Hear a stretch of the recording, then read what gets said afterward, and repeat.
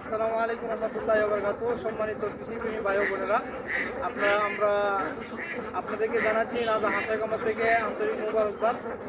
আপনারা যারা আমাদেরকে দেখছেন, আপনারা এই মুহূর্তে আমি কোনো ভয়েস মাইক্রোফোন ছাড়াই কথা বলতেছি, জানি না কতটুকু ক্লিয়ার হচ্ছে কিনা। আমার পিছনে দেখতে পাচ্ছেন আমাদের এখন বিকাল টাইম আমরা আমাদের হাঁসকে ধান খাওয়াচ্ছি।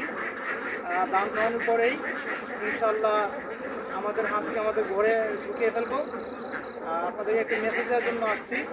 এই বিকাল টাইমে যে খাবারটা দিবেন এমন টাইমে যে ঘরে ঢুকানোর কমপক্ষে 1 ঘন্টা বা আধা ঘন্টা আগে এই খাবারটা দিতে হবে। এবং আপনি যে পুকুরে যদি আবদ্ধ অবস্থা লালন পালন করেন, পুকুরে কমপক্ষে 5 ফুট থেকে 6 ফুট পানি থাকতে হবে। এই যে আমাদের পুকুরটা আছে দেখেন, এই যে আমাদের যে পুকুরে দেখা যাচ্ছে, হ্যাঁ, এই পুকুরে কমপক্ষে 5 থেকে 6 ফুট পানি আছে। হ্যাঁ, ওই পানির পুকুরে যখন পানির স্বল্পতা কম হবে আর পানি যখন কম থাকবে তখন ব্যাকটেরিয়া হাঁসের মধ্যে দেখা দেবে বেশি, অর্থাৎ হাঁস ভাইরাস যুক্ত বেশি হবে, ভাইরাসে আক্রান্ত হবে। এই জন্য যারা আবদ্ধ অবস্থায় লালন পালন করবেন, আপনারা যে পুকুরে থাকবে পুকুরে পানি যেন কমপক্ষে 5 থেকে 6 ফুট পানি থাকে।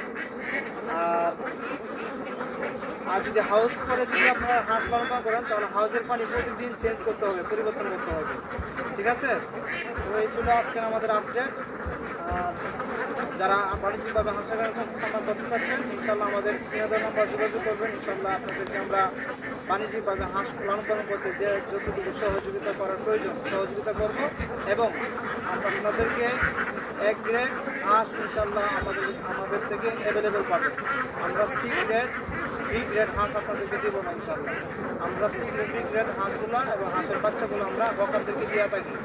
আর যারা বাণিজ্যিকভাবে হাঁসের খামার করবেন, B গ্রেড এবং C গ্রেড হাঁস দিয়ে করবেন না, আপনারা 1 গ্রেড হাঁস দিয়ে বাণিজ্যিকভাবে খামার করবেন, ইনশাল্লাহ লাভবান হবেন। তো আজকের মতো এখানে বিদায় নিচ্ছি। সবাই ভালো থাকবেন, সুস্থ থাকবেন। আগামী বাংলাদেশ হোক, কৃষি বাংলাদেশ। আল্লাহ হাফেজ, আসসালামু আলাইকুম।